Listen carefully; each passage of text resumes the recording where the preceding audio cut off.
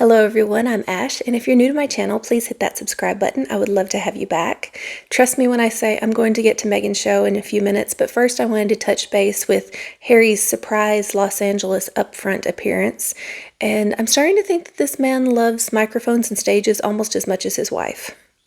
For the highlights, he talks about our divided societies as if he and his wife are not divisive figures. And he's quoted as saying, "And these days I am determined to find and invest in solutions."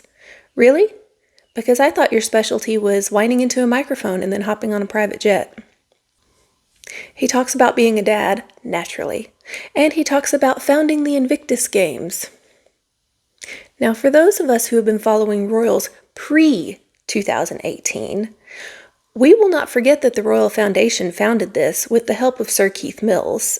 He is the one who got it off the ground. He was the expert. And he is the one who made it a reality. Harry was assigned later as a poster boy.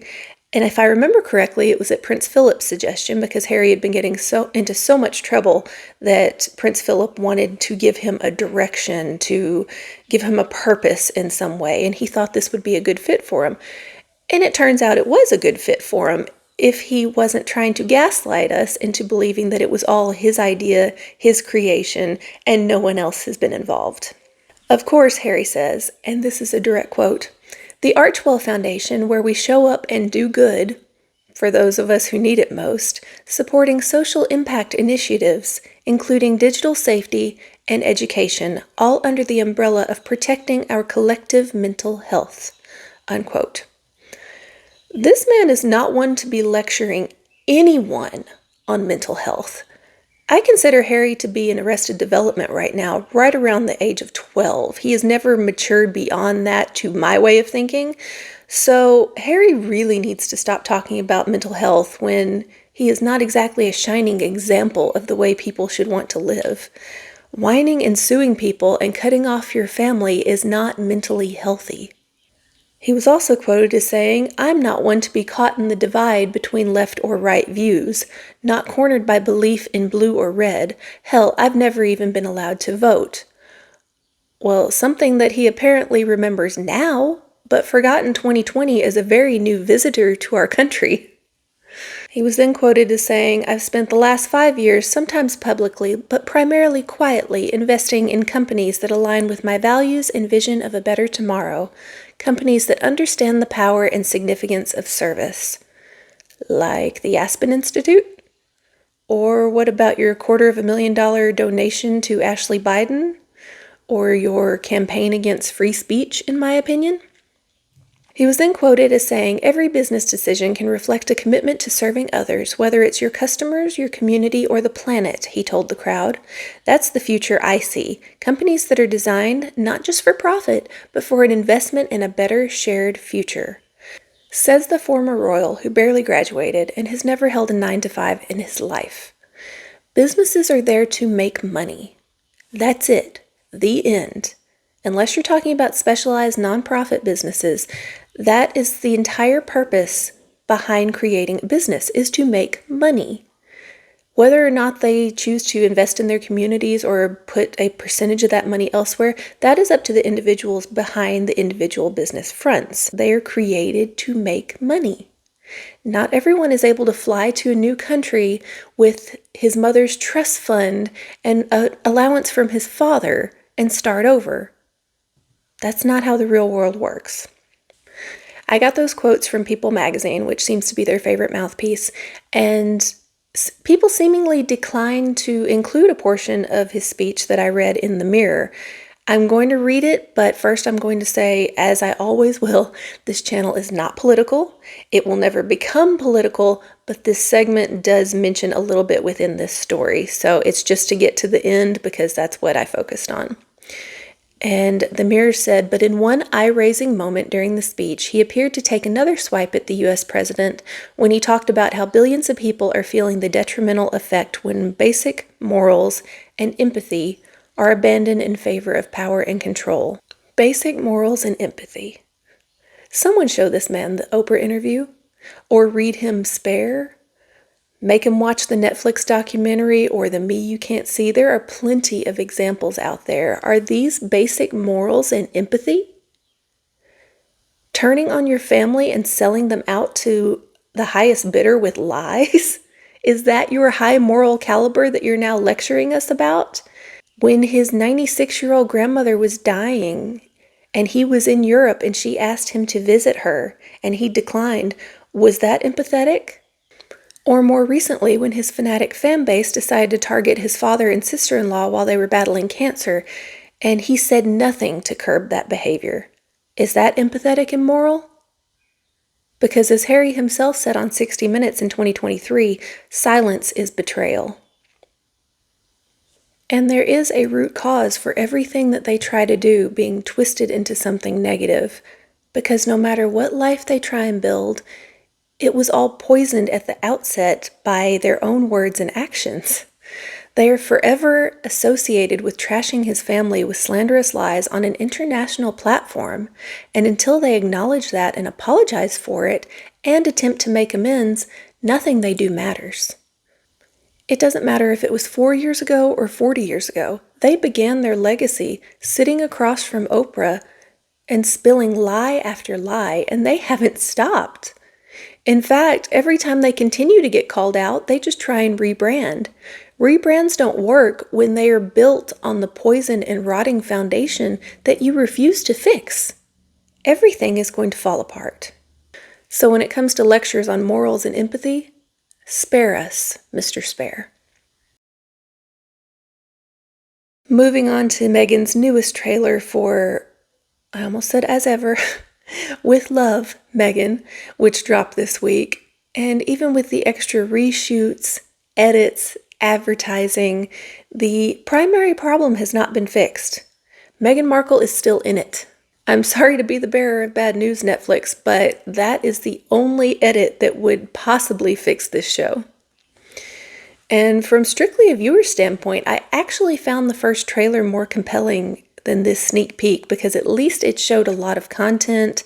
It had a catchy song, and I'm a fan of Pitch Perfect, so that immediately brought to mind.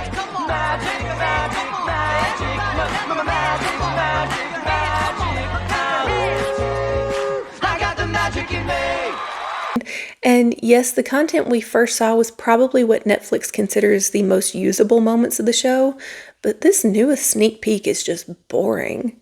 Even if I was a fan, I wouldn't be excited about watching it. I was more engaged with the outtake reel, which was more than a little embarrassing, but at least it held my interest.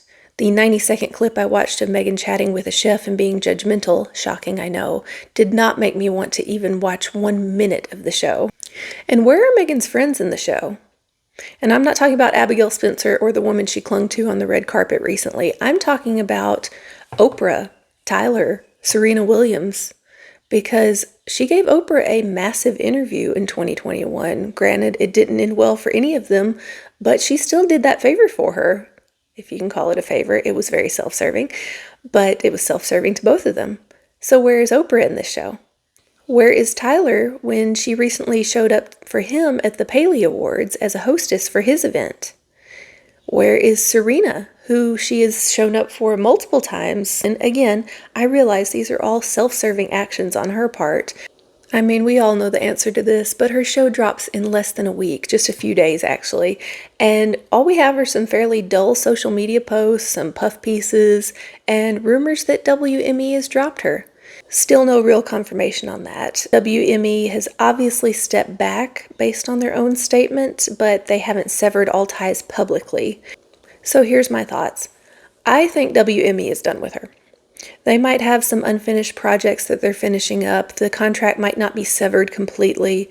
WME is a talent agency, and Meghan Markle has no talent. If she did, we would have seen it by now. Acting, humanitarian, royal, celebrity, podcaster, author, producer, Invictus, famous for being famous, cosplay royal, influencer. She has failed at everything, so why would a talent agency drag down their own brand by continuously being linked to her?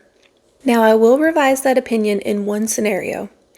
The Oscars are this weekend, and we've already got the expected headlines of will she or won't she appear. They've begun popping up everywhere, as they do every year.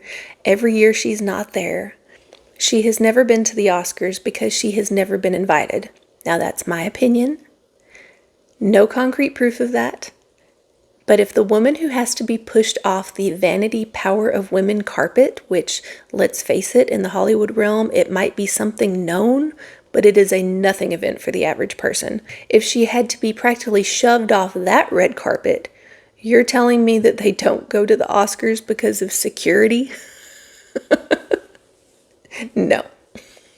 Trust me. Even not being in the Hollywood industry, I can guarantee you that security at the Oscars will be far beyond any of these little rinky-dink events that she loves to show up for. The Oscars historically, not so much anymore, but historically, is the closest comparison that America has to England when it comes to pomp and ceremony that they do so well. Completely different scenarios, yes, I understand that, but in the eyes of the world, they tend to go in that direction on that night in the past. This is not a carpet that just anyone can crash or attach themselves as a plus one. That being said, if Meghan actually shows up at the red carpet on Sunday, I think WME is still repping her officially. And I say that because, love him, hate him, or don't know who he is, Ari Emanuel, who heads WME, is a powerhouse in Hollywood. He gets things done. And if he wants to squash this story, if he wants to promote her, she will be there Sunday night. Now, I don't think WME cares about Meghan's show, and I say that because this is part of the Netflix contract that was signed in 2020. She signed with WME in 2023, so unless there's some contractual lingo in there that would be surprising, they will not get a cut of any of this. Having said that, Ted Sarandos, who is Netflix's CEO, also has a lot of power in Hollywood, so there could be an appearance linked there. At the very least, he could get her into the Vanity Fair after party, and I'm sure she is a big fan of Vanity Fair right now. Will she be in the audience Sunday night? Heck no. Because she cannot laugh at herself, and Conan O'Brien is hosting. There would definitely be a joke made at her expense. It probably wouldn't eviscerate her like someone like Ricky Gervais could do, but it would immediately go viral, and I really don't think she can handle that. So I never expect to see her in the audience at big events like this for that reason. But I will reiterate, if WME is still fully in her corner, she would be walking the carpet on Sunday night. I don't expect to see her there, but that would be the best way to show support. And here's the sad thing. If they had quit their jobs as working royals, come to America, sign this contract, and immediately put out this show, I honestly believe it would have been a smashing success. It would have catapulted a brand. It would have set them up for years, if not for life, if they had the right people around them, the right advice, if they had actually listened to it, and most important, never betrayed their family. Because they will forever be painted with that brush. And until they hold a massive press conference, apologize in detail for all of the lies that they've told since Megxit, they can't push that restart button. And people do not forget. And their fans' newest talking point seems to be, oh, that happened years ago. And I don't care if Harry and Meghan are 90 and still hearing about this. They made his grandparents' lives a living nightmare as they were dying. So this is called reaping what was sowed. And you can bet if the allegations on Oprah had turned out to be true, the Sussex squad sure would not be telling the royals, oh, that happened years ago. We'll forget about it. So no. Newest reason declined. We will maintain the status quo of being critical of them because that is what they have brought on themselves. And that includes her show, which I'll give it the benefit of the doubt. Hate watchers might get it into the top 10. I think that's what Netflix is banking on at this point. Honestly, they're trying to recoup any of that investment that they put into them, especially since the reports came out that her products will not be ready for months. She's going to miss out on a lot of people who might have watched her show out of curiosity and then gone to buy her products because they were advertised within the show, except now it's not available. You might go back for Bridgerton, for Stranger Things, for some of the big shows. It's already DOA to my way of thinking. You cannot convince me that this is the life that she wanted. I honestly don't think she wanted the life of a royal either. She wanted the glittering show, the facade of royalty, but I don't think she wanted the ribbon cuttings, the rainy mornings meeting townspeople at meet and greets. I firmly believe, and I will say this forever, that I believe that her connection to Diana's son, she thought would set her up for life. She thought if she could get him to Hollywood, people would just throw money at them until they became billionaires. And that method did work for a while, thanks to a pandemic that basically stopped them in their tracks. But they got some great contracts. Amazing, in fact, until she actually had to work for the money. As far as the show itself, my thoughts are, I'm not going to watch it. I've been debating on it. I thought about doing a review video for you all, but so many creators are going to be doing that. So I've decided to give Meghan her privacy. Down with the monarch! No actual reaction video in the works for me, but I will likely do at least one, probably several, on the content that will become available based on the show. I just could barely get through 90 seconds of the sneak peek. I don't want to put myself through that. And I really don't want to give Netflix the view. I just don't. I will not be jumping on the night it premieres to binge watch it and review it. In this house, we have a much more important event to focus on that day, and that is Daredevil drops on Disney+. We love the Marvel Cinematic Universe, and two of my kids, the two that are old enough to watch it, are so excited that this show is continuing. My husband and I also like the show, so I'm not going to be taking family time away to focus on Meghan Markle on that day. I do that enough in my spare time. So I only work on videos when I do legitimately have spare time. Tuesday is spoken for. I will have a video out about it later in the week, I'm sure. Not sure on the day. This channel is still very much a work in progress on how many videos I want to do in a week, what each week individually looks like. I will go ahead and make a preemptive review. I can't talk. I will go ahead and make a preemptive review for it. The show is a train wreck. That's going to be my opinion on it. It still features Meghan Markle. So that is my opinion. But let's not end the video on that note. Let's focus on the real royals for a minute. And as you might have seen, the Prince and Princess of Wales took a trip to Wales this week, and they were lovely and charming as ever. This was their first joint trip to Wales since Catherine's cancer diagnosis, and it was wonderful to see them together. They visited a town that had been affected by flooding to see how the community was coping, and they went to the Welsh cake shop where they had a cake baking challenge, which was adorable.